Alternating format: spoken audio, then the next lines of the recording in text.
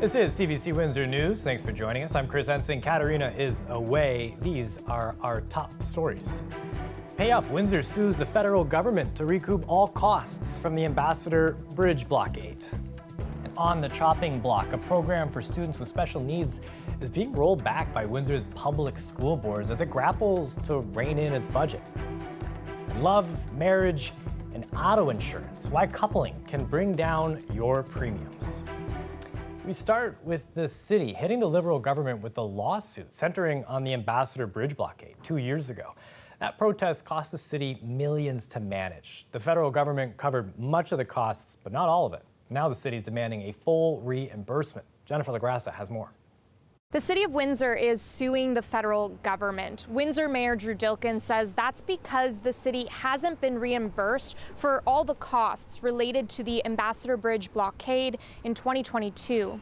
That was when people stalled traffic and trade across the Ambassador Bridge for several days. They called themselves the Freedom Convoy and were protesting COVID-19 restrictions. Among the millions of dollars the city spent to remove the blockade, it says 1.8 million of that was legal fees. It says the federal government only covered half of this, leaving the city with a deficit of more than $900,000. The Government of Canada's refusal to cover our costs and acknowledge their clear legal responsibilities for securing the Ambassador Bridge border crossing places an unjust and unfair financial strain on Windsor property taxpayers. The federal government says that it doesn't usually cover legal fees, but because this was an extraordinary situation, it covered half. It's now pointing the finger at the provincial government. What's important here is the province, which is supposed to be a partner in this, has come to the table with exactly $0 to date. And so my question is, again, where is the Premier on this? Where is the Government of Ontario on this?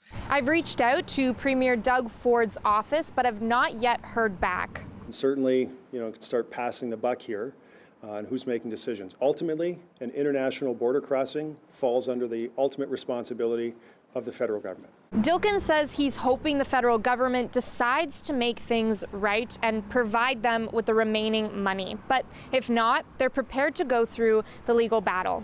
Jennifer LaGrassa, CBC News, Windsor. There are tough financial decisions ahead for the region's public school board. Parents and teachers are again worried that students with special education needs will bear the brunt of coming cuts. Dawson Chen has more. Autistic children, children with Down syndrome, children with learning or developmental disabilities. Those are the kids who will be affected if the Greater Essex County District School Board makes cuts to a special education program called RISE. It's one of several programs being targeted as the board deals with financial pressures. And according to the union representing the region's elementary school teachers, cuts to RISE are coming. It's a plan that is trying to save money on the backs of students with special needs. The real issue is the Ford government has cut money to the education system, and now our students that are most vulnerable are going to pay the price. At the next GEC-DSB meeting, the board will discuss a multi-year financial recovery plan. It's one of the conditions demanded by Ontario's Ministry of Education after the board submitted a current budget with a $6.4 million deficit. Spagnolo says the union has since learned the school board is planning to restructure RISE with potential loss of 30 teaching positions. RISE provides individualized support in language and math for students with disabilities. This isn't the first time the program has been threatened, and it's not alone. Spagnolo says the board's financial recovery plan is also suggesting cuts in speech therapy, child psychology, social work, French immersion, and the International Baccalaureate program. Parents and teachers say the board's decision-making is showing their fears have been justified.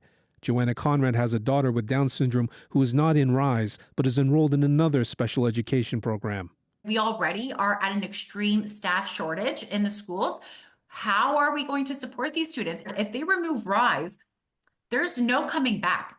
There's no bringing RISE back. If they remove psych assessments, if they remove, speech pathology, if they remove all of these types of services that are provided, that's never coming back. We already have limited resources for our most vulnerable learners, and students with special needs are on endless wait lists. We have a moral obligation to these children. And I think that moral obligation has to trump financing. The board did not respond to CBC Windsor's request for comment on Monday. The next board meeting takes place Tuesday night. The Ministry of Education requires the board to submit its financial recovery plan by November 30th. Dawson Chen, CBC News, Windsor. Vicki Housen, the board's director of education, got back to us shortly before this broadcast, saying that no final decision on the RISE program has been made. There are many financial benefits of marriage, like sharing expenses, tax credits, but our Katarina found a perk you likely haven't heard about.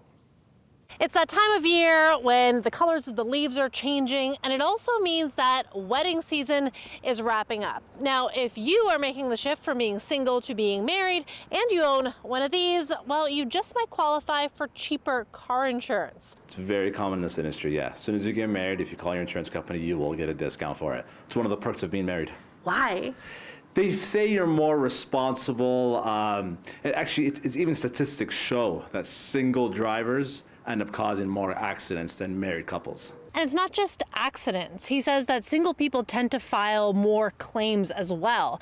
And here are a few other factors that give married people a leg up. So there's an assumption that if you're married, you probably live in a house, you probably own your home, you probably live in a safer neighborhood, which means that it's less likely that your car is going to be vandalized or stolen.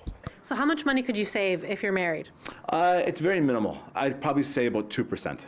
It's not a crazy difference in premium, but that's what it is. Especially in this economy, though. Anything helps, for sure. For a single person who might hear this, they might be a little offended. What do you think about that? I don't make the rules. I just follow them, and that's it. Did you know that car insurance is cheaper if you're married than if you're single? I did not know that. What do you think about that? That seems very interesting. I mean, I don't think that's fair. I don't see why there would be enough reasoning for that to be a thing. It's unfair. Married people are the same as like single people. So why do single people have to pay more insurance than the married ones? I think it's fair, actually. It's fair because I think married people are a little bit responsible than others, than singles. You know, when you have a responsible, you have a wife, you know, you're gonna think twice before you do anything. Now, it's not a firm rule across the board. If you're a high-risk driver, for example, you probably don't qualify. But if you've recently put a ring on it, you should call your insurance provider and find out if you do. Always interesting to see where those discounts come from. Chris Potter here with a quick look at the forecast. What do we got in store? I am married. Hey, I'm getting that discount. 2% off. Call them up, Chris. Yeah. Obviously today a bit of a gray weather day and some frequent showers off and on. Temperatures though are climbing and we're going to hold on to that warmth through the evening, the overnight. Temperatures right now at 20 in Windsor, 20 in Sarnia, 16 in Kitchener, and we do have those showers returning in from the southwest. Nothing continuous. It's not going to be a heavy, steady rainfall, but something umbrella worthy nonetheless. And we're going to hold on to those showers through the evening. Through the overnight, will start to dry out. The cloud will start to thin out nicely as well. Temperatures actually hold at 18. 21 tomorrow morning. We should get back into mostly sunshine. Similar story for the afternoon with potentially record-breaking warmth, Chris, of around 24. We'll talk about rain and a cool down coming up. Absolutely. Thanks, Chris. You got it. A downtown walk-in medical clinic that serves some of the city's most vulnerable is moving. The distance to its new location is short, but the impact of that move, well, it could be huge. Dawson Chen has more. The new home of what was called the Street Health Clinic is less than 2 kilometers distance from its previous location. But leadership of the Windsor-Essex Community Health Center believe the updated space is going to make a world of difference for those in the downtown area in need of medical services. We were outgrowing our hub, so this gives us increased space, it gives us larger exam rooms, and it gives us more exam rooms so we can bring additional services here, increase capacity, and increase new patients here. I think we're excited to have a refresh here. We're excited to have a new building for our clients and for our staff. We're excited to have the room to grow, and this is what the staff was looking for. Like other provincially funded community health center locations, the Street Health Clinic at 711 Palisher Street has traditionally served those who are on low incomes, newcomers to the community, those at risk of homelessness or without homes.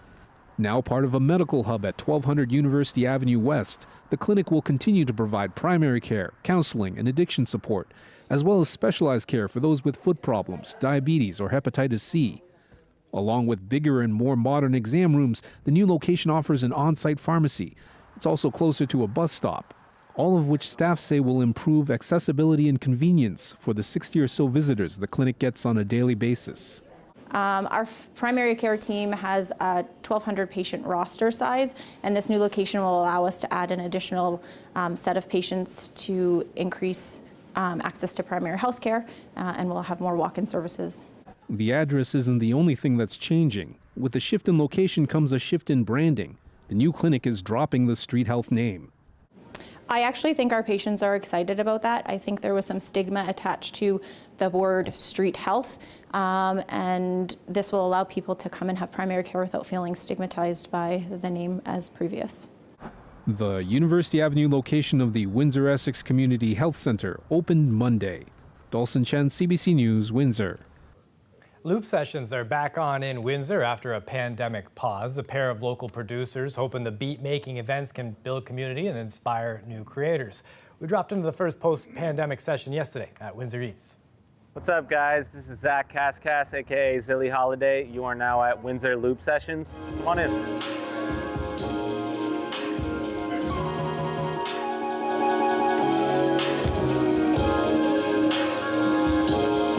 Loop Sessions itself is it's a global community, initially started in Montreal. And we wanted to start the Windsor branch here. It's basically, you get a curator who brings a crate, and a crate meaning just a crate of records. And generally the first person who shows up to Loop Sessions gets to pick from that crate of records what record everybody samples from. Sampling is taking an existing piece of music and doing your own spin on it, whether that means remixing it or just chopping that sample up and picking a few little sections out of that song. And you can kind of reconstruct them.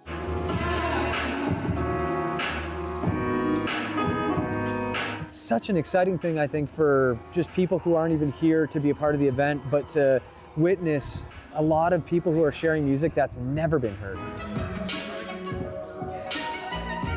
We do these events just so we can build that community that we all hope we could have. You got to be the thing that you want to see in life, you know, and that's kind of what Steph and I talked about, was like, well, we have a small scene, but the only way to actually have a scene is to just do these events. I honestly just put the tracks together. It was like, you know, I'm gonna play something a little different.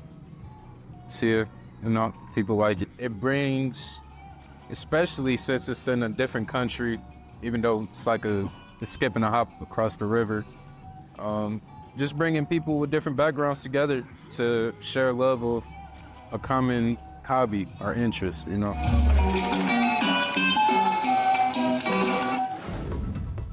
Speaking of across the river, Detroit lit up tonight ahead of a pretty big day tomorrow, the U.S. presidential election. Yeah, we'll check in to see where things sit after the break.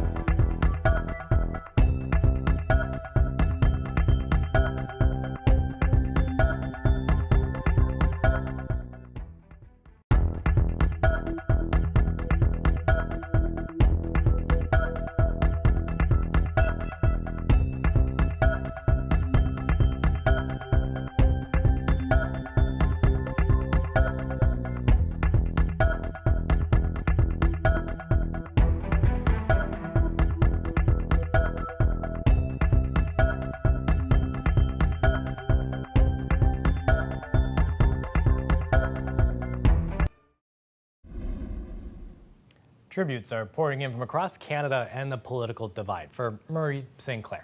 The former lawyer, judge, and senator died this morning at the age of 73. His family says that he died peacefully, surrounded by loved ones. Sinclair spent much of his life fighting for fairness and justice for Indigenous people. He was head of Canada's Truth and Reconciliation Commission, where he confronted truths that this country is still grappling with. Cameron McIntosh has more now on Murray Sinclair's life and legacy. There have always been those who are deniers of history. A respected elder and statesman, Murray Sinclair laid the path for reconciliation in Canada. And this nation must never forget what it once did to its most vulnerable people. Born in 1951, raised in Selkirk, Manitoba, Sinclair's Anishinaabe name meant the one who speaks of pictures in the sky. He excelled in school, skipping 2 grades, was a star athlete and valedictorian, who went into law, originally aiming to enter politics. I really became bitten by the law bug. Racial hurdles were quickly apparent. As a young lawyer dealing with a client, a police officer mistook him for the accused. He grabbed me by the arm and was going to lead me back to the cells because he assumed the white guy was the lawyer. In 1988, Sinclair became Manitoba's first ever Indigenous provincial court judge. After a police killing of an Indigenous man, he was co-commissioner of a tension-filled inquiry into racism in Manitoba's justice system. He quickly felt backlash. An RCMP officer came to my house and said, we have information that a City of Winnipeg police officer has threatened to kill you. Nothing came of it. Sinclair kept asking hard questions. He rose to Queen's Bench and also led an inquest into the deaths of 12 infants in pediatric care in Manitoba. But it was the 2008 Truth and Reconciliation Commission where Sinclair cast the most light, spending 6 years listening to residential school survivors, uncovering truths he knew many would not want or be able to accept. And the phrase I used to use with the staff is that we have to write this for the reasonable. His 94 calls to action have brought some progress, particularly around awareness, but many remain unfulfilled. The public still largely struggles with the question of what can we do about it. Shortly after the TRC, he did get that career in politics, appointed as an independent senator in 2016. He served nearly 5 years, a platform he used to promote reconciliation. I've been involved in the work of the Truth and Reconciliation Commission. Why can't you just get over it and move on? And my answer has always been, why can't you always remember this? He turned down consideration for Governor General, citing a desire to spend time with his family, but was a member of the Order of Canada. Through it all, he became one of Canada's most respected Indigenous voices. A mentor to many, including Manitoba's first Anishinaabe Premier, through his career, Sinclair dealt with countless stories of pain, despair, and racism, but at his core, remained an optimist. As long as we have that belief in the need to improve the future, then the future will be improved. Change he acknowledged would be slow, but remained confident is inevitable. Cameron McIntosh, CBC News, Winnipeg. A remarkable man. People across Canada and around the world are waiting with bated breath for tomorrow's big event in the United States. It's Election Day in a country that could not be more divided or on edge. Today, both presidential candidates are in the most crucial swing state of all. That's Pennsylvania. And this race, it's still neck and neck. So both Kamala Harris and Donald Trump are urging their supporters to get out and vote. Tomorrow, you have to stand up and tell Kamala that you've had enough. You're not going to take it anymore. You're the most incompetent vice president we've ever had. Let's enjoy this moment to knock on a neighbor's door and in their face, even if we've not met them, know that we have a lot that we care about in common and that we are optimistic about the future of our country. There are major security preparations underway across Washington, D.C. Fencing going up around businesses, the White House, the vice president's official residence also seeing changes. Security will be tight around Howard University in the city. That's Harris's alma mater, as well as the location of her election night gathering. Michigan, one of the most competitive battlegrounds in the U.S. election, with pollsters declaring it a virtual tie. With a large Arab American population and African American voting bloc, there are a few key issues in the swing state that could alter the dynamics of the race. CBC's Susan Ormison is in Grand Rapids with a look at how residents are planning to cast their vote. It's tight. Michigan was won by Joe Biden back in 2020 and by Donald Trump in 2016. And projections show that this vote today is less than a percentage point gap between Harris and Trump. In the leafy suburbs of West Bloomfield near Detroit, there are dueling campaign signs and divided homes. It's very scary here, and we're kind of a house divided. I have 2 younger daughters. My husband, not so sure. 3 of us are trying to convince him to vote for Kamala Harris and Tim Walz. Her husband favors Trump. I think for him, it's more about, I'm just going to say it, money. And Trump has this big,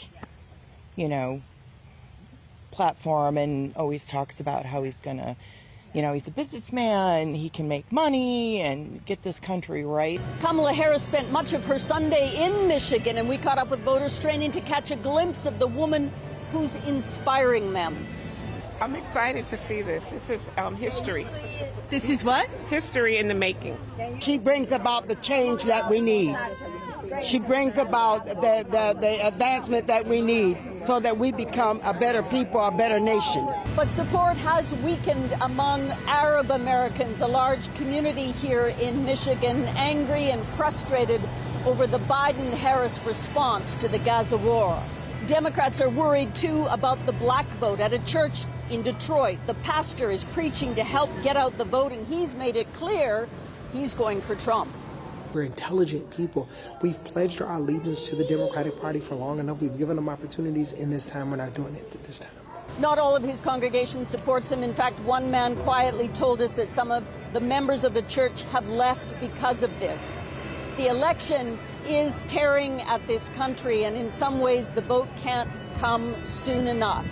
Tonight, Donald Trump will be here at a big rally in Grand Rapids, Michigan. People are lined up for hours to get to see his final campaign rally. After 9 years of campaigning to be president, this is it. The last address to Americans to try to persuade them he's the right candidate for president. Susan Ormison, CBC News, Grand Rapids, Michigan. Tomorrow's a big day, a big deal for how the outcome impacts Canada. We'll have you covered across the CBC News platforms. We'll take a short break, come back with your weather.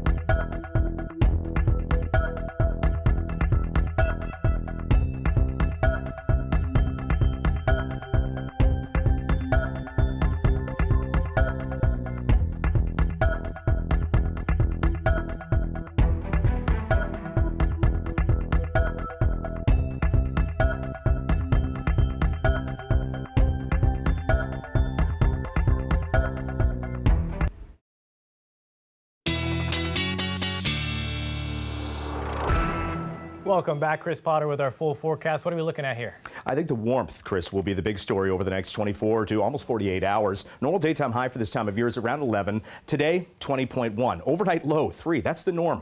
13.8 is what we started off the day with, and it's set to be a little bit milder tonight and warmer for tomorrow, perhaps record-breaking in the Windsor area. Temperatures right now in the 20s, noticeably colder towards Ottawa at 5 degrees. And in terms of closer to home, temperatures range anywhere from 16 to 20 degrees. And there is still some shower activity, as I mentioned before, moving in for this evening. Through the overnight, it will gradually lift towards the north. You'll dry out, and we'll start to see a lot more sunshine for tomorrow. Gusty southerly winds, combination of the two, will bring us with possibly, once again, record highs, possibly in the mid-20s. Feeling closer to the upper 20s. So here's how it looks. We get into drier weather for tomorrow, although we'll start off with mostly cloud cover, clearing out for the afternoon quite nicely. Once we get into the late evening, we start to cloud over. Another band of rain moves in for the overnight, but it's conveniently timed because before Wednesday daybreak, it's gone, and we'll get back into a mix of sun and cloud. Temperatures take a bit of a hit, but we're still expecting them to be in the mid to upper teens universally. Wednesday night and into Thursday, high pressure builds in. That's going to clear out that cloud cover. Unfortunately, we do get a little bit cooler. So in terms of the forecast, as I mentioned before, 24 for Tuesday, 17 for Wednesday, 14 for Thursday, 15 for Friday. Saturday is 14 with rain moving in. And Chris, it's going to be beautiful tomorrow. Golf courses are still open, but it's my wife's birthday. Oh, well, happy birthday then. Thanks for joining us. That's it for us. That is CBC Windsor News at 6.